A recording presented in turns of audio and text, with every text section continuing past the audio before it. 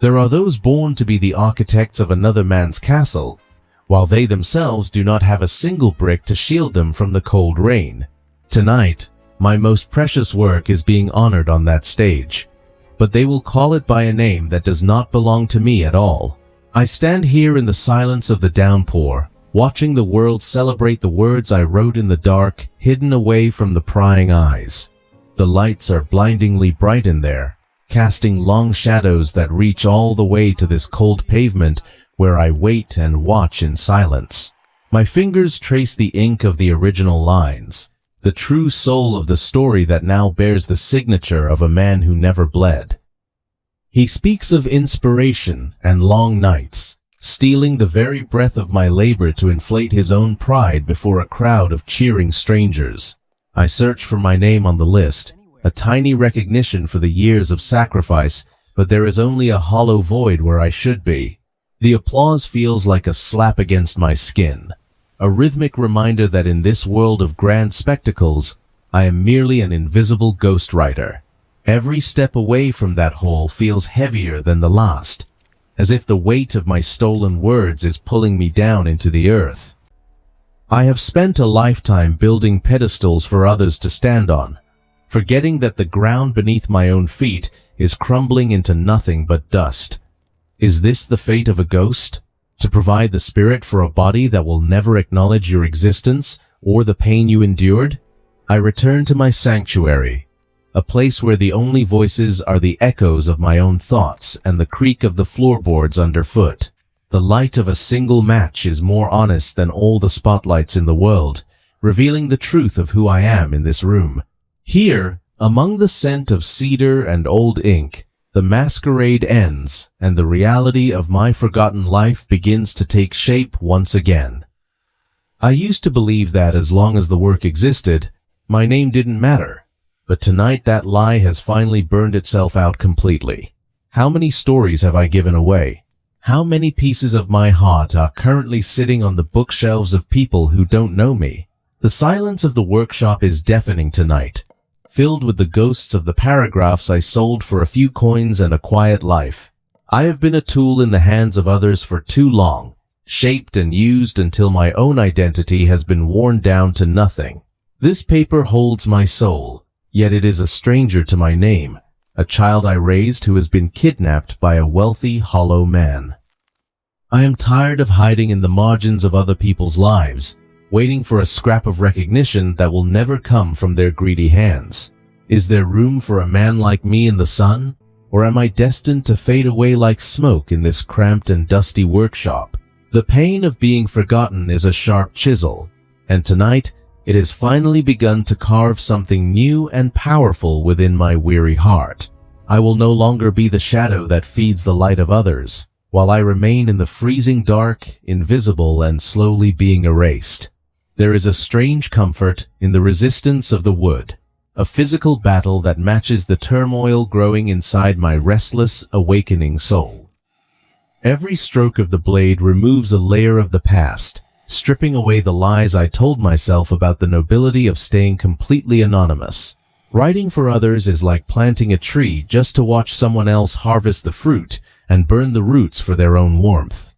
These papers are the chains I forged for myself, selling my voice for the safety of the dark while others sang my songs in public. I have been content with the crumbs of the feast I prepared, but tonight I realized that the table was built on my own back. The friction generates a heat that travels through my arms, reminding me that I am still alive, still capable of creating something that is mine. I am done with the cold, blue light of envy and regret. I choose the warmth of the fire I build with my own hands. Let the old versions of me burn away in this furnace, leaving only the hardened steel of a man who knows his own true value. When was the last time I looked myself in the eye and felt anything other than the quiet shame of a man who is hiding? The mark I make today will not be hidden. It will not be sold, and it will not bear any name other than the one I own. Just as the wood reveals its hidden history through the oil, I am ready to reveal the true story written in my own weary blood. The ghost is finally finding his voice. and it sounds like the cracking of winter ice under the first warm rays of the spring sun. There is a sacredness in this silence that the applause at the theater could never hope to reach or understand in its shallow, loud glory. A pen is a small thing, but in the hand of a man who has decided to speak, it becomes a weapon that can shatter empires. Every blank page is an invitation to be honest, a chance to reclaim the territory I surrendered to the highest bidder many years ago. The world outside is vast and indifferent, but in this small room, I am the master of my own destiny and my own name. I am no longer writing for a ghost. I am writing for the man who is finally waking up from a long, cold, and lonely slumber. To create is to declare that you exist, to leave a footprint on the soul of the world that cannot be easily swept away by time. I have found more truth in this piece of oak than in all the manuscripts I sold to the men who wear suits and hollow smiles. The shadows are still here, but they no longer define me. They are merely the background for the light I am choosing to create now. Strength is not found in the spotlight. It is forged in the quiet hours of the night when no one is watching your slow transformation. You can have the fame, you can have the gold, but you will never have the power to create that which lives inside my mind. The air in this workshop is sweet with the possibility of a new beginning, a clean break from the chains of a hidden, silent life. Even the tools seem to wait in anticipation for the moment I finally put my own name at the bottom of a finished masterpiece. The stage is set, the audience of one is ready, and the true author is finally stepping out from behind the heavy velvet curtain. I will no longer be a footnote in the history of another man's success. I am the headline of my own glorious and difficult recovery. The morning brings a visitor, an old friend who carries the wisdom of many winters and the warmth of a freshly brewed pot of tea. Hari sees the struggle written on my face, the silent battle of a man who has spent the night fighting with his own fading, weary spirit. Silence is our shared language, a comfortable space where words are not needed until the heart is ready to pour out its heaviest, hidden burdens. He pours with a steady hand, a reminder that peace is something you cultivate through small, deliberate acts of kindness and presence in the moment. He studies the wood like it's a sacred text, finding the story hidden within the knots and the scar left by time and the elements. I wait for his voice, knowing that when he speaks, the words will carry the weight of 1,000 years of truth and hard-won, honest experience. He says, "Silas, look at this knot. It is where the tree was wounded, yet it is the strongest and most beautiful part of the grain. I have seen my wounds as weaknesses, as reasons to hide in the dark, but Hari sees them as the foundation of my own true strength. He tells me that a tree does not grow just to provide shade for the passerby. It grows because it has a desperate need for the sun. If you remain only a shadow for others, you will wither and die before you ever feel the warmth of your own unique and destined spring." His words hang in the air like the scent of pine, grounding me in a reality that is far more beautiful than the one I abandoned. I tell him about the theater, about the man who stole my life, and about the hollowness I felt watching the crowd cheer for my soul. He doesn't offer pity, which I would have hated. Instead, he offers the steady, unwavering presence of a man who understands the cost of truth. The anger is still there, but it is no longer a wildfire. It is becoming a controlled flame, ready to power a new and different journey. He says, "Silas, the world will take whatever you are willing to give. If you give your name away, don't be surprised when you're forgotten." I have been the one handing out the masks, and now I am the only one left standing without a face in the middle of the crowd. It is time to stop being a ghost, Silas. It is time to let the sun find you, even if the light is blinding and painful at first. He leaves behind the tea and the wisdom, and a silence that now feels full of potential rather than the empty despair of the night before. My scars are my identity. They are the one goal of my life, the proof that I have weathered the storms and survived the bitter, long winters. The bitterness is fading, replaced by a calm determination to build a table where I am the host and my name is written in gold. A chisel can cut wood, but it can also carve a path through the dense, dark forest of a life that has been lived in hiding. I am making room for myself. I am clearing away the clutter of other people's dreams to find the one I buried under the floorboards. The sun is rising, and for the first time in a decade, I am not turning away from its light to seek the safety of shadows. Every shaving that falls is a piece of the shadow I am shedding, a layer of the ghost that is slowly becoming a solid, visible man. Listen to the wood. It knows the truth. It knows that anything worth having must be fought for with sweat, blood, and unwavering, honest patience. I am Silas. I am not a shadow. I am the hand that holds the pen, and I am the heart that feels the deep, true story. One letter at a time, I am taking back what was stolen. I am marking my territory in this world of thieves and polished, hollow liars. A name is a sacred thing. It is the boundary of our being, the flag we fly to let the world know that we have arrived. I am ready to join them, not as a spectator in the dark, but as a participant who carries his own light and his own name. The spring is here, and I will not die in the dark. I will grow, I will reach, and I will finally touch the sun myself. Memory is a golden field, a place where the sun never fully sets, and the voices of the past are still clear and incredibly sweet. My mother was the first to tell me that words have power, that they are the seeds we plant to grow our own unique, beautiful destiny. She didn't give me a pen, she gave me a piece of the earth, and told me to make it speak my own true, secret name. Write it clearly, Silas, she would say. Your name is the only thing that belongs truly to you, and no one else in this world. I remember the feeling of the earth beneath my hands, the sense of ownership that came with seeing my name written in the solid ground. Your name is a gift, Silas. Never let anyone borrow it without your permission, and never let them use it to hide their own true emptiness. I forgot that lesson for a long time, trading the gold of my identity for the copper of a safe and quiet, but invisible, existence. She saw a king in a boy with a stick, while I have spent years seeing a beggar in a man with a brilliant stolen pen. The warmth of that memory is the fuel I need to burn through the fog of my regret and the cold chains of my self-imposed silence. I am the boy in the field again, but this time I am drawing with ink that will never be washed away by the rain or time. There are things in this chest that I have hidden from the world, including the very first story I ever wrote with my own true name. It's like opening a grave and finding that the soul inside is still breathing, still waiting for the moment to be resurrected into the bright light. I was so brave then.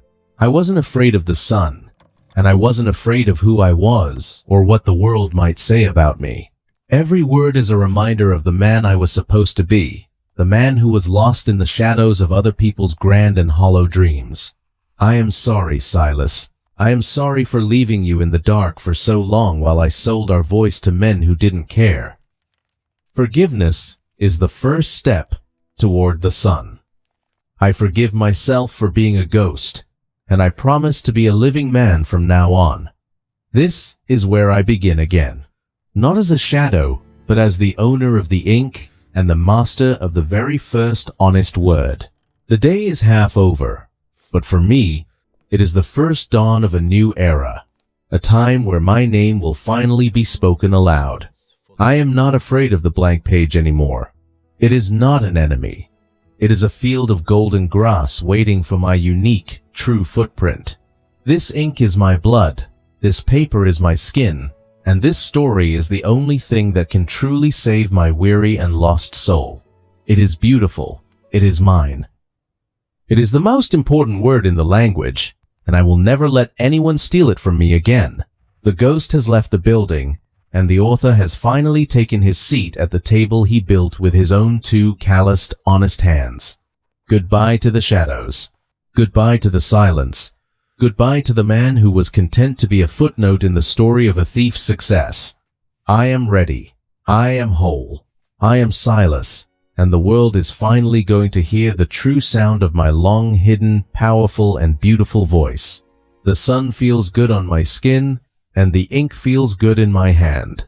Life is beginning, and I am finally here to live it. My mother's twig has become a pen, and the field of dirt has become a world of readers who will finally know my true, secret name. I am closing the books on the man I used to be, the one who sold his soul for the safety of a quiet, forgotten corner. Go back into the dark, little ghosts. You served your purpose, but you are no longer the masters of my time or my precious, creative energy. The past is locked away, and the key is buried deep within the heart of a man who has decided to finally live in the sun. This room is no longer a prison. It is a launch pad, a place where the dreams of a lifetime are finally being given the wings they deserve. A new beginning needs a new surface, a clean slate where the ink of the future can flow without the stains of the past's regrets. I have decided to be the judge, the jury, and the architect of my own life, and the verdict is that I am finally, truly free. The ink is heavy with the weight of all the words I didn't say, all the stories I kept hidden for fear of being seen. The fear is gone, replaced by a fierce and burning need to declare my existence to a world that has ignored me for too long now. The words are pouring out of me like a river that has finally broken through a dam, washing away the dust and the shame of years. I am no longer writing for a client. I am writing for the child in the field, and for the man I am becoming in this light. It is better than anything I ever sold. It is more real, more raw, and more alive because it is finally and completely mine to keep. I am doing it, Mother. I am writing our name in the light, and this time it is going to stay there forever, for all to see. Every paragraph is a step toward the sun. Every chapter is a bridge over the dark abyss of my forgotten, lonely, and silent, hidden past life. Time has no meaning when you are finally living your truth. The hours fly by like birds heading toward the warmth of a new, bright season. I am no longer running from the light. I am the light. I am the creator of my own sun, and I am finally, truly warm inside. The value of a man's work is not found in the price someone else pays for it, but in the pride he feels when he is finished. The ghost has been exorcised, and in its place stands a man with a name, a voice, and a story that is finally, gloriously, and completely his. This is the smell of a new life. This is the scent of a man who has decided to stop being a shadow and start being a sun. The world is watching, but I am no longer afraid of its judgment. I am only afraid of the silence I used to call my home. The first part of the journey is over, and the second part is just beginning. The author is ready, and the story is finally, truly, and beautifully underway. I see you, Silas. I see the man you were always meant to be, and I am so glad that we finally found our way home. The ink is still flowing, the sun is still shining, and the story of Silas is finally being written by the man who lived it all. I am no longer a ghost. I am a living, breathing, and writing man, and the light of the sun has finally found its way to me. Do not ever lower yourself to beg for a seat at someone else's table when they do not recognize your worth or your spirit. Learn to build your own table. Learn to carve your own chair, and write your own guest list for the life you truly want to lead. Stop asking for a place to sit and start creating a place where you belong. Because under this vast and bright sun, you deserve a space that carries your own true name, a position that cannot be taken by anyone else, and a story that is finally yours to tell. You are the author. You are the builder. You are the one who decides when to step out of the shadows and into the warm, bright light. The road ahead is long, but for the first time, I am walking it with my own feet and my own name leading the way forward. Stand in your own light. Speak your own truth. Be your own Silas, because you are worth more than any shadow could ever hold or hide.